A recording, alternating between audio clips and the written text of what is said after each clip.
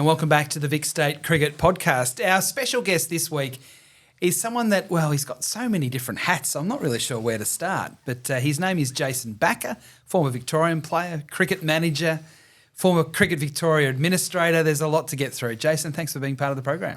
Thanks for having me, Whitey. Pleasure to be here. You've got such an interesting story to tell, and I'm interested in your own mind. Do you see yourself more as a former Victorian cricketer, a former administrator here at Cricket Victoria, or do you see yourself as now a player manager, athlete manager? I wish I could say I see myself as a former Victorian cricketer, but I guess if you line me up compared to some of the other people you've been doing, the players you've been doing podcasts with, I'd probably be stretching it to say that. So I don't know. I guess in life just depends where you are at that point in time, how you view yourself. So, I mean, I'm sort of a hack cricketer now. I look at myself and it goes back to early days. And obviously I was an administrator here. I worked at Cricket Victoria for nearly a decade and sort of forged my own path after that. So wherever you are at the given time. So, but it's a nice thing to say that I played for Victoria. Absolutely. And we'll talk about your career shortly, but I'm interested even you coming back in today here to Cricket Victoria. How do you feel about that? Because it's a different place, obviously. You're up in Jolimont, I think, when you were there, a much bigger place. What's it like when you walk in the doors again? I'm jealous. I'm jealous walking in here to see what everybody's got in here, both from a work perspective for those off the field and for the boys and girls on the field now. Just to see the net session going on as you walk in, it's fantastic. Just what a great feeling. I mean, we're always a little bit disjointed in the day when I played, and even in admin, if you're training at the MCG or here or Xavier, wherever we were, amongst many. I think Chuck Berry often says, I don't know, he's got a list of however many venues he trained at over the years, but there was a lot. Feel really proud to walk in here actually and be part of the history of this place and this team and this state cricket history, a small part of it, but it's nice to be a part of it. So it's just phenomenal, yeah. So how did you get into administration? Because you were media manager, you're in marketing, you kind of had all sorts of different roles. Jack of all trades, master of none. Yeah. Look, after about my eighth failure in a row and seventh game in a row without a wicket and drop catches, I think I played a game in Perth where one day Warney was captain, I think, and I think I got run out for a duck. I didn't get a wicket, and I dropped Gilchrist off Warney in the deep mid wicket in front of the hill at the Wacker. Wasn't feeling really good about my future prospects after that day. So and I walked up the race, and it was almost a bit like so John Scholes, Barrel was coach, and he said along the lines of, have you got your affairs in order for life post cricket? So yeah, look, I went and studied. I knew that my fortune, not that I haven't found the fortune yet, but I knew that my fortune was going to be made as a player. So I went and I thought the next best thing, with advice from some key people in my life, I went and studied while I was playing at Deakin University. Went to the Burwood campus. I was a Geelong boy, but I made the move up to Melbourne, and I thought it was good to get out of the comfort zone of Geelong. So I studied sort of human movement and moved into sports marketing, sports science then. And I guess the last few years, the media was coming into the equation in sport more and more and more, and people, the states and sporting organisations were putting on dedicated media managers. So yeah, I was lucky enough that, and when I retired, and I probably retired a bit prematurely, but I took the opportunity on and used my degree to good use. It was about the time of the Sydney Olympics. I didn't go to the Olympics, which I'm still frustrated to this day that I didn't go to the Sydney Olympics because I got the job and I wanted to commit to the job. But yeah, look, it served a few purposes, a degree. My last few years coincided with Brad Hodges', I think, 7th and 8th years at Deakin Uni, so I actually helped get Hodgie across the line as well. So it was sort of like 2 degrees for the price of one. So yeah, they were good times, and and then my job at Cricket Victoria evolved from there, as often does for people. Where did your love of cricket come from? I think my love of cricket comes from not being good at football. So good enough at football to play for Geelong. Excuse me. Right from the start, I think playing backyard cricket at home with the grandfather and dad. I remember the early days going to Test cricket as a kid. we'd always go to the Boxing Day test. Not Boxing Day, but we'd always go up. And I remember seeing Ian Redpath make 100 against the West Indies when I was really young. And I couldn't believe that Redders lived in Geelong, and Mum and Dad would drive past Redpath's Antiques in Shannon Avenue. And I couldn't believe it was the same Ian Redpath that I saw make 100 at the MCG against Andy Roberts and Michael Holding and, all those types of players. And it's not a hard game to love. And then obviously World Series cricket came in, and they were just unbelievable days. You loved it. It was just so all my mates played cricket, and some of my mates' dads. My dad wasn't a cricketer. His dad was a Dutchman, and sort of he didn't really come over to Australia with a cricket background. But he took up football. He sort of was able to grasp footy a lot easier. Cricket wouldn't be the easiest game to grasp, even though Netherlands now have a team in World Cups regularly. But it wasn't through anything else other than just playing with mates, and just wasn't a hard game to love. So then when did you realise you might have been pretty good at it? I reckon I always had relatively good hand-eye coordination.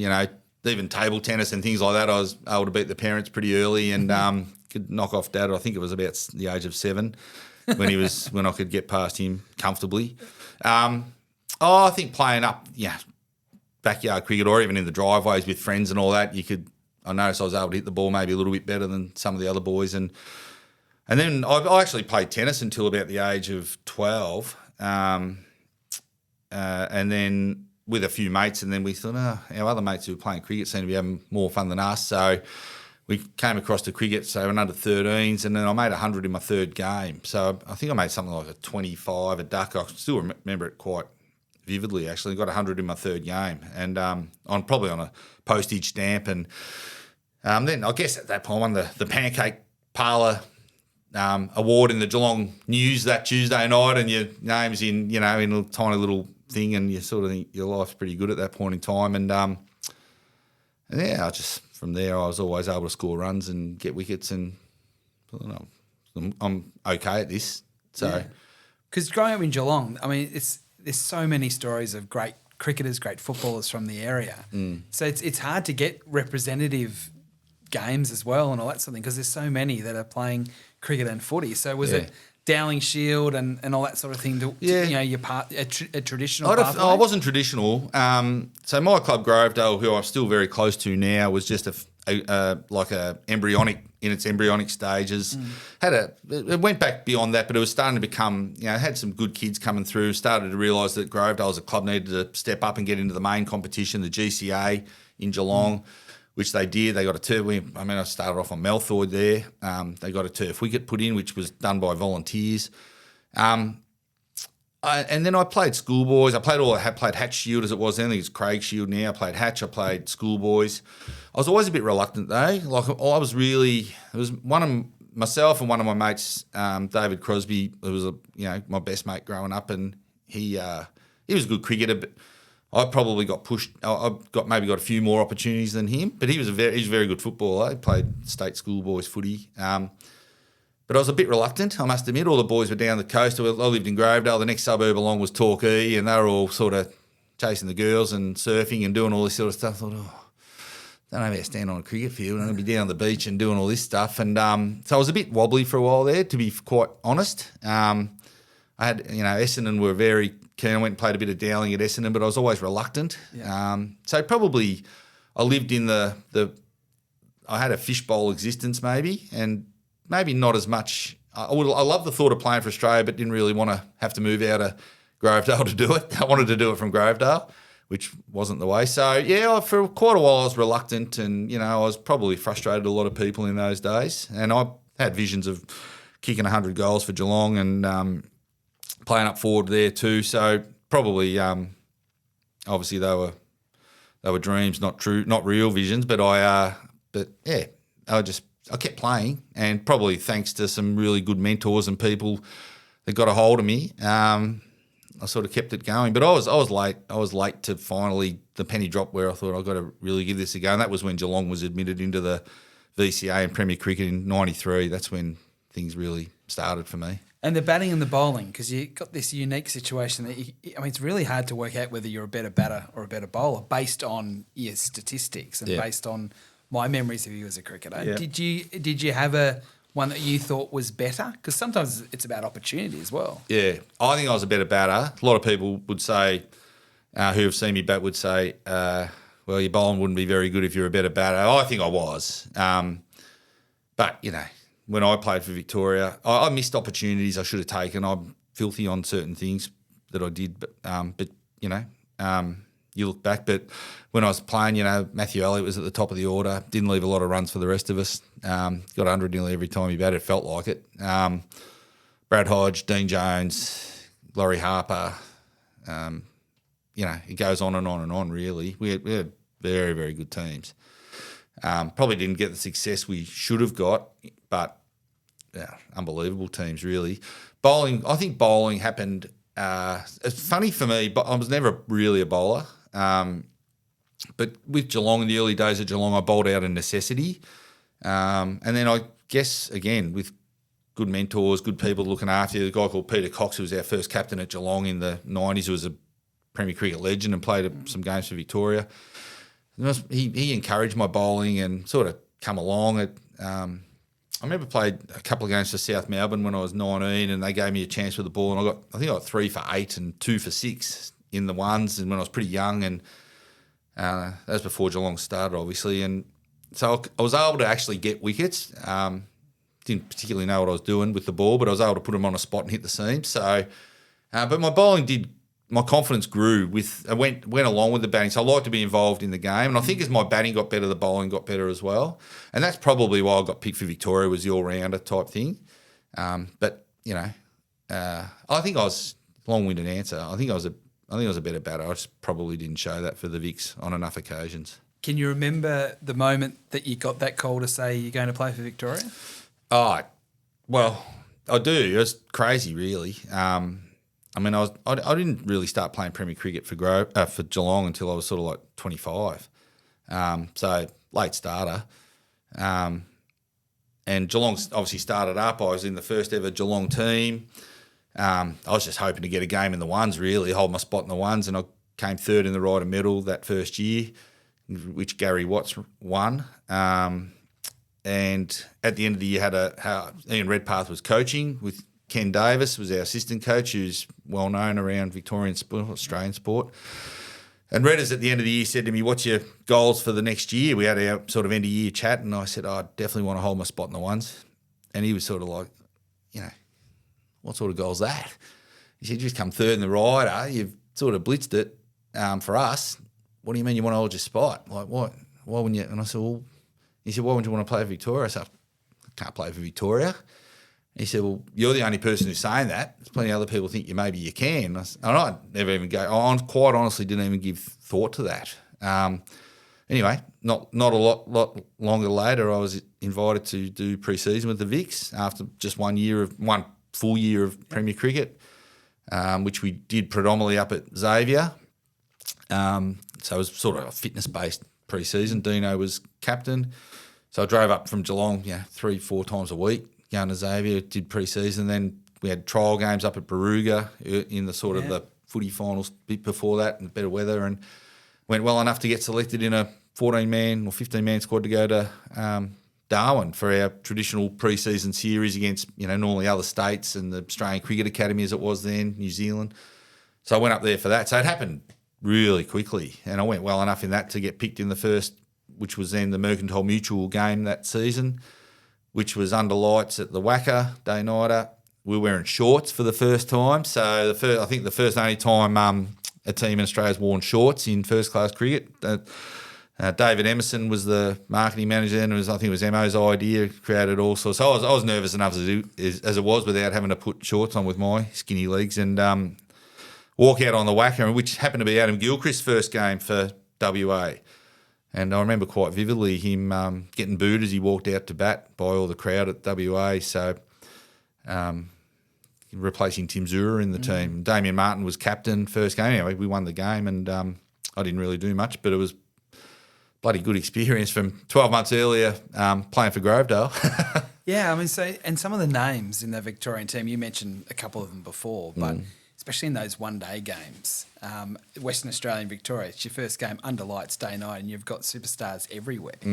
How do you not think about that and just concentrate on playing cricket? I actually just didn't think about it too much. I think if I had thought about it too much, I would have just sucked my thumb. But I actually caught Gilchrist that night out on the boundary. He hit it higher than the light towers, and I don't know. I think I closed my eyes, just put the hands up, and just go, and it sort of stuck.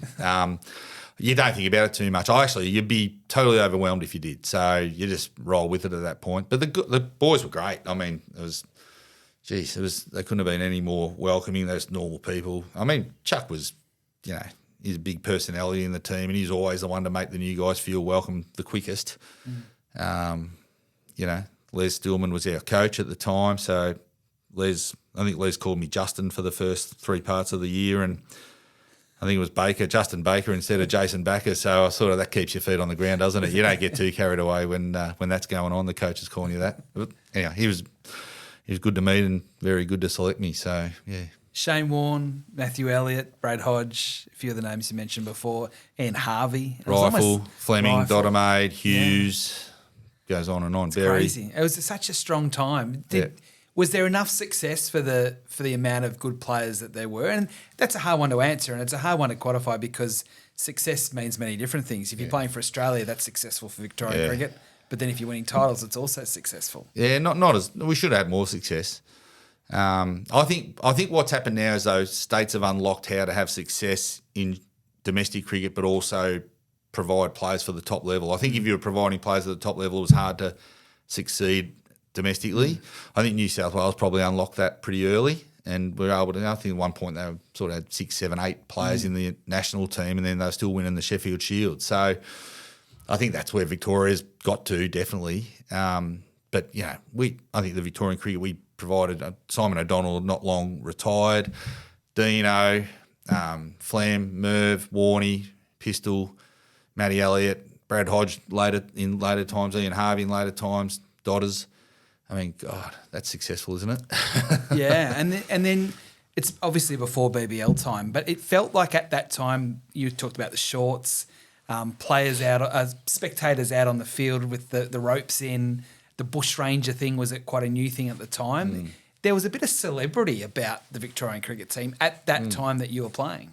Yeah, there was. It was. Even there was a bit of celebrity about playing well in Premier Cricket. I mean, the Herald Sun used to have I won a beer fridge for the Herald Sun Player of the Year, or like in the shape of a VB can, which I've still got. This holds pride of place at home. So, yeah.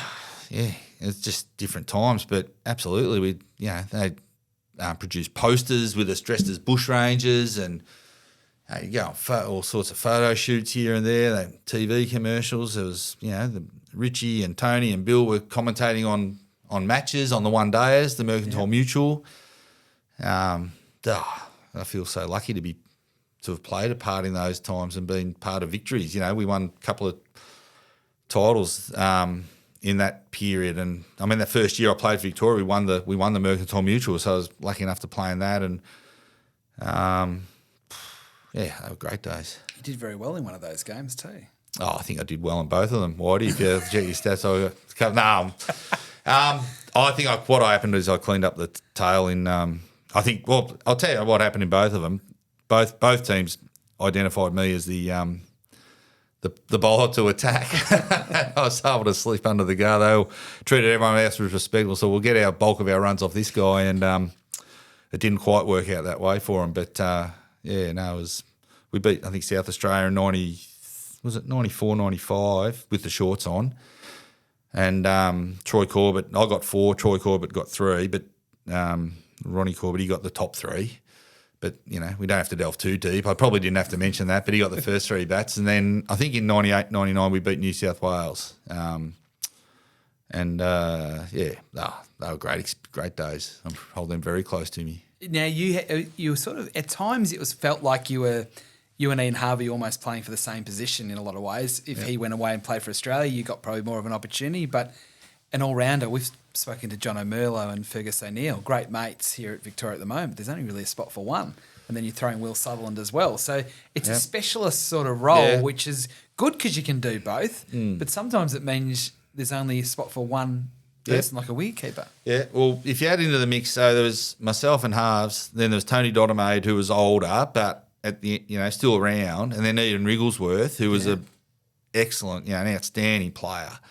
So there's the four of us really, and at times I think there was times the four of us we might have played in the same team a few times, not heaps. So I think sometimes maybe the selectors get seduced for the fact that you give so many batting options and so many bowling options with having guys that do both.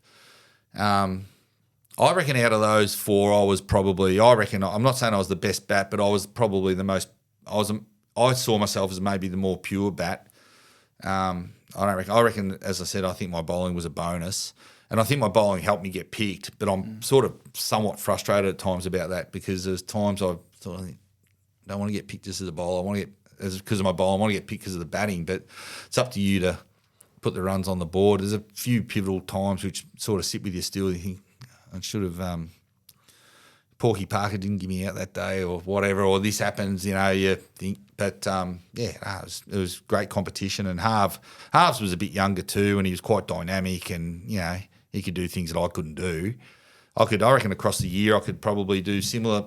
So maybe our output might be similar, but Halves is a hat trick player. He's 80 off 40 balls. He's taken catches I'm not taking. So it's understandable why they selected that way. What I want you to share one story, but you might even say it now. But what was your favourite memory playing for Victoria? Is there a moment, an innings that stands out, just an experience? I think the two Mercantile Mutual Cup wins was, it was almost, it just sort of feel justified that you put that time and effort to stop football to focus on the cricket. So they were incredibly, from a team-based perspective, that was brilliant. I've got a 80-odd once against WA at the G, and Hodgie wasn't playing. I went up to 4, and they had a pretty strong attack. Bruce Reid and Joe Angel and, Moody was playing. Gilchrist, I got an 80 and I got 3 wickets in that game. And what I got, then I think that was from a personal satisfaction perspective to play against England in a tour game, to play against Pakistan in a tour game. Maybe the highlight was getting selected as 12th man against the Windies, so I didn't have to play against them at Wangaratta. That might have been the highlight, maybe, being 12th man that day. So, because the Windies' 12th man was Curtly Ambrose, and so you couldn't get 2 more different 12th men in the history of cricket, I don't think. And he didn't say one word to me, Curtly, for the 4 days up at Wangaratta. It was a long 4 days, I must admit. So. And when I saw the Windies turn it up, Ian Bishop and Kenny Benjamin and Winston Benjamin, because the first innings we got, and we batted pretty well, and Graham Vimpani made, I reckon, 120 odd, batted out of his skin, batted great. But then the Windies got to about day 3 and they went, we want to close this out now, and they just ramped it up a bit. And I'm like, I've been happy to be 12th man. So so maybe that was the highlight. Whitey getting picked as 12th that day. Now, well, you haven't said what I thought you were going to say. Oh, okay. And I want you to share this story because you've told me this before. Okay. I'm 95% sure. The Abdul Qadir experience of facing him and what that was all like. Yeah. Well, that was for Geelong. Yeah. It's got a bit of traction, this one, hasn't it? It's a great story. Yeah, well, obviously Abdul was playing for Carlton and he won the Ryder medal that year by probably a record margin. I think he got 70-something wickets. Wriggles used to bring him on from about he let the opening bowler scuff the ball up over 2 overs, 1 over each, then he'd bring Abdul on for the rest of the day. So it was a fair bet you're going to face a bit of leg spin if you spend any time at the crease. So, and I wasn't particularly well known for my mastery of spin. Not especially light on my feet. So did a lot of work at training with Ken Davis and Redders that week the period. It would have been the week leading up to the game. And I don't reckon I've ever probably played spin as well, because I reckon every other spinner that ever bowled at me thought they were going to get me out every ball. So it was a brilliant experience. We were chasing about 220 odd. Myself and another good player from Geelong, Scott Lindsay, we put on. I think we got it to about 1 for 150 odd, 140, 150. And I must admit, I got to the end and I thought, okay, I could take on any spinner in the world the way I'm batting here at the moment. I'm just picking everything. And I was watching the ball like I never watched it before. I was picking his wrong ones, I was picking his flippers, his whatever else he was bowling, his typical leggies or his, whatever. He had a different ball every ball. And I think after tea he just bowled he bowled just standard leggies, foot outside off stump, spinning away every ball for a good half an hour. So it would have been sort of, I don't know, 5 overs, 6 overs, maybe more. Every ball. So I was dancing down the wicket to Abdul Qadir. I'm driving him. I'm going on the back foot. I'm leaving him. I'm just sort of doing what I liked. And I thought I'm on my way to a good 100 here. And then there was just this ball, middle of this over, as I said, maybe 40 minutes after tea. And as it was about to land, and I was about to just sort of do the lazy, sort of just rock back and cut it. And as it landed, I thought, oh, hang on, this seems a bit different there. And sure enough, it was the wrong end. So he'd waited so long to bowl it, and I couldn't do anything about it. I was already in position. I was too late. So my only hope was the ball missed the stumps and just cannoned into middle stump, sort of 3/4 of the way up, and he just sort of, he knew he'd seen me. I was overconfident. I wasn't watching the ball obviously as closely, and he just saw it. And it was just the fact he was prepared to wait that long before he unleashed it. And had it missed the stumps, that probably would have snapped me out of my overconfident slumber, and I would have got back on the job. But nah. So brilliant piece of bowling, really hot day. And we had our permanent 12th man called Dougie down at Geelong, who everyone in Premier Cricket would have known at the time. He's still around, Dougie. And Dougie, Abdul was coming off the ground. Anyone would have needed. We're all parched. We wouldn't need a drink. And Dougie met Abdul at the gate, and he said, "Nah, you're not coming off the tea break. You're going to teach me how to bowl a wrong and out on the ground." So Abdul spent 20 minutes at tea break teaching Dougie how to bowl a wrong and out on the ground, and I don't think he even got a drink. Back out again. So, but it was a great experience. Yeah. So before we go into the management side of things, are you still connected with Geelong or still connected with Victorian cricket? Did you play much after you played for Victoria? I played for Geelong for probably 3 or 4 years. And I really enjoyed those years with Geelong. We didn't win a flag. We muffed one up one year, which I'm still great on me. We really should have won. And I can't remember the year, but early 2000s, we got beaten in the prelim by Essendon in a freakish game. And we always had a big rivalry with Essendon, so it was the perfect team to play. It was a rain-affected game. And, look, you play that game 99 times out of 100, we win it, but that was the one time. And pretty average captaincy by myself, if I think about it now looking back. But I enjoyed those years with Geelong after the Vicks, but that was it. I was done. The body was cooked. And I think we sort of retired players probably a bit earlier in those days, didn't we? You sort of thought, got to get into the real world and focus on your job and your career and your family. So, so I didn't. I don't retain a strong enough connection, no. I'm reluctant. I'm a average attendee at past players' days, which I feel bad about, I think. But I get back to Geelong and Grovedale a bit, but probably not as much. But I don't know. When you see everyone, it's like it was yesterday, really. So I'll keep in touch with I'll keep in touch with Damien Fleming a lot, with Flem, and obviously Geelong boys. I still keep in touch with them a lot. So, I always try to keep up. I see Sam Elliott playing with the Vicks, so obviously I was really great mates with Matty Elliott in the days playing with the Vicks. So it's good to see the next gen coming through. And one of the reasons why you might not be as connected as you like to be is because you're so busy. Now you've changed jobs and changed career paths in a lot of ways into player management. I'll ask you about Cadell Evans, but I do want to talk more about your cricket connection, because a lot of people think you're just Cadell Evans manager, but you also manage Andrew McDonald, the coach of the Australian cricket team. You did manage Dave Hussey there for a while as well. Sam Harper, Ashton Agard. The names go on. It's quite a good little portfolio you've got in the world of cricket management. Yeah, yep. And it's nice, and I guess you could add Flem to that. And I look after Flem mainly with his broadcast work. It's nice to retain. I haven't gone full on into cricket. I've sort of just it's a nice level for me to be at. Just to step back a little, just it's just enough, I reckon.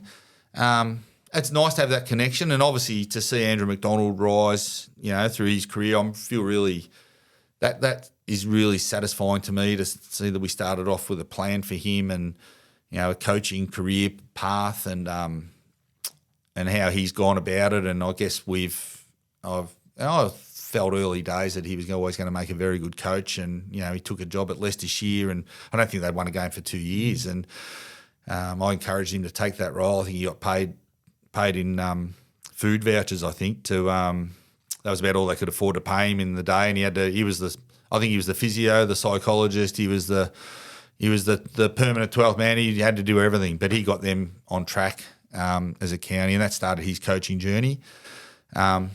Look, Sam, and I'm probably not your traditional manager for Sam and Ashton. I think I would call myself more a confidant than a manager, but I feel like I'm that for all the people that I manage. I don't particularly love the word manager or agent or whatever else. I hate it really, but I'm a bit of a confidant. It's nice to be involved in people's careers like that and see them having success when they have success.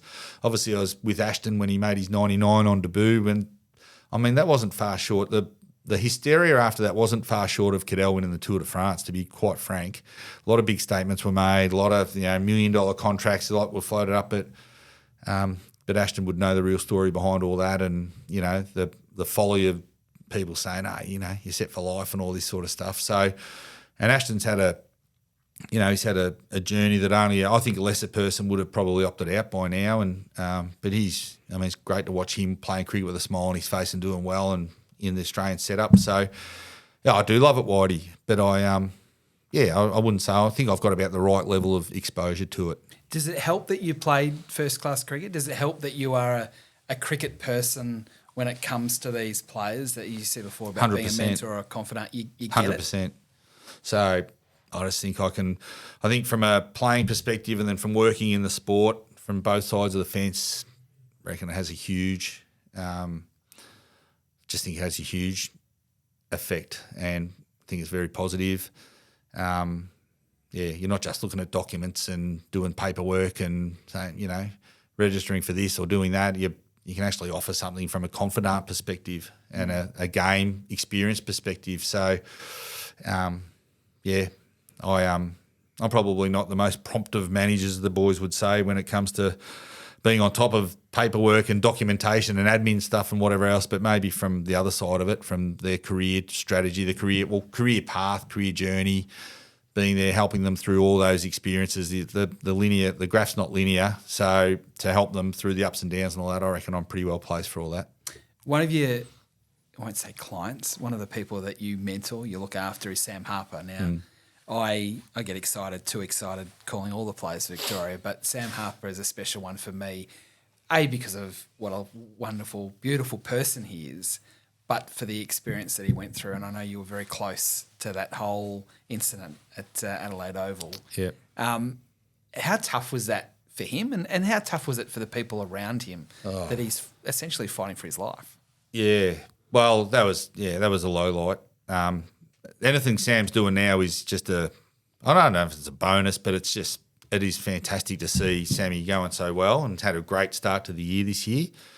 And let's hope that continues for the rest of the Shield season into the Big Bash, because Sam's a damn good player and not talked about yet in other forums in terms of moving forward. We always hear about other players, but I'd love Sam to see his name put forward in the years ahead. And he's as impressive as they come, Sammy. But that incident in South Australia, that was tough. So I went over, I think the next day or the day after, maybe a couple of days after. He was not in a good way in a hospital. He was all wired up and had nodules and nodes all around his head and everywhere, monitoring the neurosurgeon monitoring his brain activity, and he was not in a good way. And so to see his dad, see Brian sitting there, Brian was stoic, he was strong, he was just, he was what you would want from your dad, I reckon. It must have been very hard for Brian, but he comes from good stock, Sam, the Harper family. They're good stock, the Harpers. And they're tough. They're the nicest people you ever meet, but they're tough, tough competitors. And Sam's tough. And it's not always about being tough, by the way, let me say that. But he got through it, and he's had a few wobbles here and there along the way. But, look, that day I wasn't sure Sam had ever played cricket again. I just wanted to see him walk out of the hospital. I think playing cricket again was the furthest thing from anyone's mind. But it was a freakish accident. So explain I should have said that at the start. Explain what happened for those. Well, Sam was keeping up to the stumps, and I can't remember who was bowling. Was it John Holland? It might have been John Holland, I reckon. And Jake Lehman was batting, and there's a ball sort of went down leg side, and Lehman went to hit it, missed it, but he had the full follow through, and the bat collected Sam in the helmet. And it was more that the helmet, I think the helmet rattled, sort of, it was almost like a car crash collision. The brain rattled in his head. So he sort of thought, if Sam being Sam, he thought he was good, I'm all good. Then all of a sudden he dropped to his knees, didn't he? And he was very, very wobbly, and clearly they knew something was amiss really quickly, and very seriously so. Freakish accident. But and then he deteriorated after that. The brain had suffered some damage. So, but South Australia were fantastic, you know. So Jake Lehman come and visited him, and Keith Bradshaw, late Keith Bradshaw, they were very, very, very good, very concerned. They couldn't have been any better. And they at one point they said to me, "Is there anything we can do?" I said, "You know what? I remember coming over here playing Shield cricket over here, and I'll tell you what, if there's one thing I miss about playing first class cricket, it's the chicken and plum sauce over here at the Adelaide Oval." So he said, I said, "I know there's no game on, but how do we?" Keith Bradshaw went back, Tim Nielsen. They made some calls. They got the caterers to come in on an off day. No cricket was on. Come in and they cooked up a batch of chicken and plum sauce for Sam and Keith and Tim, and maybe Jake Lehman. They brought it into the hospital for Sam, rather than just the standard old, you know, potatoes, boiled potatoes and cauliflower and whatever else. You got this chicken and plum sauce, which I just thought it was such a good gesture. I mean, it was a ridiculous request by me, but they bloody went and did it. And just shows you people in sport are good. People involved in sport, they're just good. We hear all the controversies all the time. People are good. Do you think it's changed, Sam? He's obviously had concussion issues since. There was that incident where he did some gymnastics out in the middle of What was that? Sure. Hey? How's he get himself into these situations? But do you think it's changed his perspective on life a little bit? We probably should ask Sam himself at one point, because you're right. I mean, he comes across as this sort of friendly, affable, too nice sort of guy exterior-wise, but deep down he's a competitor, he's a fighter, as you alluded to. You know what, Wardy? I don't think it has changed him too much. I reckon Sam's just takes every day as it comes. He attacks every day. He's glass half full all the time. He might be occasionally he may be a little bit like anyone, but by and large, he looks at the positive of every situation. He'd be a great person to have in the rooms. He'd be up and he'd see something in some light in every situation. I don't think it's changed him too much. He's a father now.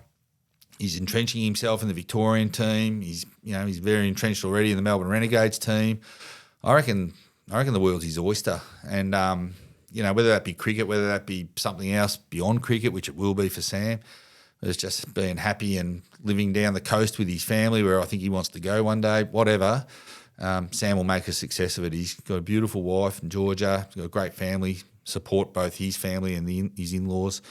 Sam's on a good path. And the Victorian connection with Andrew McDonald, we are the Vic State Cricket Podcast, to look after the Australian coach. You talked before about the Leicestershire experience. Now at the other end, the intensity of being the Australian coach and the complexity of being the Australian coach in the current situation.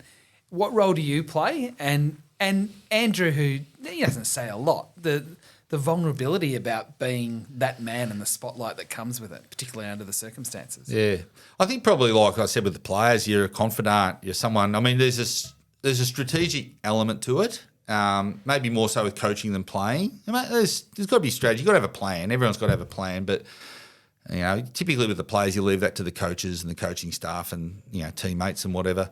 For coaching is a little bit more business-like, I think, the approach to it. But I still it's been a trying time for him. I mean, if anyone can't see that it would have been a difficult time for him, then you're blind Freddie, really. So it's been a difficult time to take over the Australian cricket team.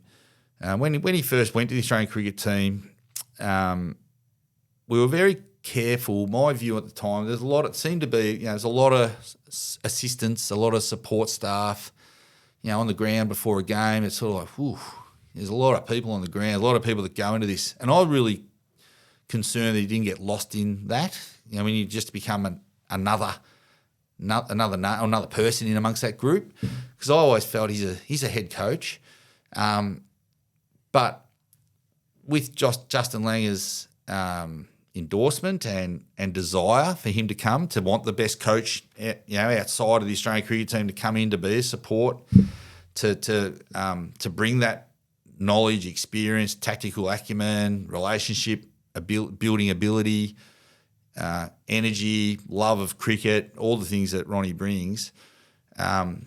We worked through that with Cricket Australia, Benny Oliver and the team then, and sort of were really careful that it was really defined his position. It wasn't just bringing in him as another resource, that it was defined what he was to do. And I think he carried that out absolutely to the letter, and should be really proud of the way he did that and supported, carried out his role. Obviously, then events have changed in that time. And when he eventually applied for the job of the Australian team men's team coach, that wasn't just a lay down misère that he was going to go for it. He had to think long and hard about whether to go for the role or not. He knew the circumstances to come into it probably not ideal. I think from an assistant coach, I mean, people draw conclusions or but they're too obvious. It's not as simple as that. But I encouraged him to go for it. I encouraged him to do that. He was at some point in time, and Cricket Australia at the time, we said it was part of his. There was a succession element to him coming in with Justin Langer, but there was no time put on that or whatever. It's the right time. So it didn't quite pan out the way it was all, but what does in life pan out the way you think it's going to? There's always sort of little chinks and little twists and turns. Anyway, he's now the coach of the Australian cricket team, and in my mind, he's done a bloody brilliant job and has a very good team around him. They're looking forward. They're not looking back. I know there's a lot of noise, but you just got to keep looking forward. It's too big a job to be worrying about outside noise. Maybe others have been worried too much about outside noise. I just don't know how you can even look at that as a coach. So that's what he's doing now. They've had some amazing series wins in Pakistan and Sri Lanka, and they lost that bloody game in the 2020 to New Zealand. But outside of that, they haven't done a lot wrong.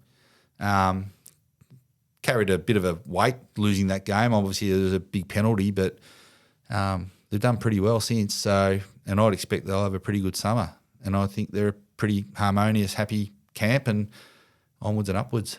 Two more questions. I'm not going to even really talk much about Cadell Evans' experience because it's been well told. But do you think if it wasn't for Cadell Evans, maybe if it wasn't for Ian Cover for introducing the two of you, do you think you would have gone down that management path? And so you are linked with, some great cricketers and some fascinating characters? It's a good question. My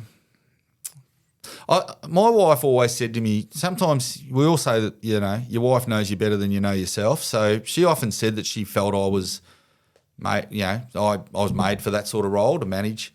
But you can't just start up a business and say, I'm going to go manage people. I mean, you're going to be destitute pretty soon because it's a long haul, particularly if you're starting with young athletes that you go in the juniors, no guarantees that, they're going to make it and to what extent they make it. So, and there's a human side. It's not a business. It's a business, but it's a human business. So it's quite difficult. But look, it's fair to say, I think getting Cadell, which was totally unexpected and totally random, totally left field and totally unprepared for that, and knew nothing about cycling.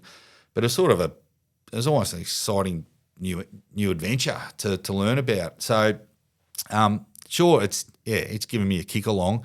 It's been hard too, though. It's been, everything sort of not always as rosy as it always seems on the outside, but I'm very, very lucky and fortunate, and I've always lived by that very famous philosophy in life: you fake it till you make it. And it's what my wife. I was over in France when he was about to win the Tour de France. I said, I don't know what to do. She said, just fake it till you make it. So I just I kept doing that, pretend I knew what I was talking about, and we got through it. But it's funny how the way the life twists and turns. Absolutely. Now, we're going to go right back to the start of this conversation. A player for Victoria, an administrator for Victoria, now looking after Victorians in the world of cricket. What does Victorian cricket mean to you when you look back on your life and your Oh, involvement? well, yeah. It's a big part of, it's a huge part of my life, this phase of my life. I'm a very proud Victorian, not so proud of our weather, but I'm a very proud Victorian. I love the role it's played in my life. I love the fact that I can say I was a Victorian cricketer. Don't go and say it I tell the next door neighbour every now and then, just remind him. I think he's got early onset of dementia, but I just remind him every now and then if I think he's forgotten. But it's just a nice thing to be able to, I think we go with 20 years or 15 years ago, they had a coming together of all former Victorian cricketers at the MCG before the old member stand was demolished, and just to see the people, the calibre of person and the calibre of cricketer, and to be in a photo with all those people, it's it's pretty special. Something for my kids and their kids to hopefully be proud of in years to come. So means a lot, Whitey. It's been great to have a chat. As I said at the start, there's so many different facets to you and your career and your life, and you've shared a lot of them with us, all cricket fans. Thank you very much for being part of it. Thanks very much. That is it for the Vic State Cricket Podcast for this week. We'll catch you again soon.